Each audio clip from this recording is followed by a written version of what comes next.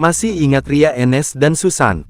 Idola generasi 90-an, ini kabarnya sekarang. Susan dan Ria Enes begitu populer di generasi 90-an. Untuk kamu yang lahir di tahun ini, pasti tak asing lagi dengan boneka ikonik bernama Susan. Pastinya, boneka bernama Susan ini tak akan dikenal kalau tak ada sosok dalang yang memainkannya. Yap, ia adalah Ria Enes. Wanita yang memiliki nama asli Wiwik Suryaningsih tersebut sampai saat ini masih selalu terngiang di pikiran para penggemarnya. Seperti diketahui, Ria Enes berprofesi sebagai penyanyi, pembawa acara, dan pendidik.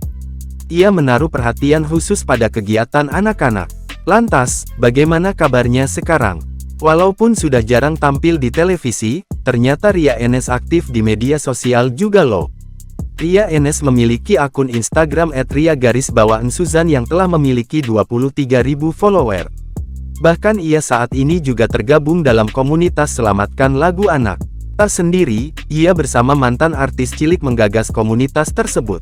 Terpantau dari laman Instagramnya, Ria terlihat fokus dengan pendidikan anak usia dini. Ria juga sering didapuk untuk menjadi pembicara dalam seminar-seminar yang membahas anak dan keluarga.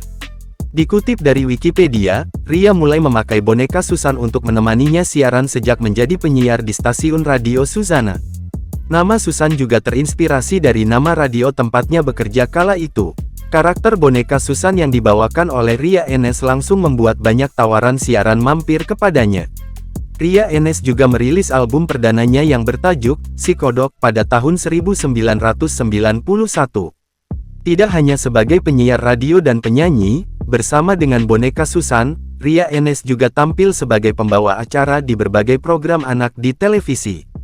Ria Enes juga mendirikan lembaga pendidikan anak usia dini, Dunia Suzan. Awalnya Dunia Suzan adalah sebuah sanggar seni, karena mendapat tanggapan baik dari masyarakat akhirnya Ria merubah sanggar tersebut menjadi Taman Kanak-Kanak TK.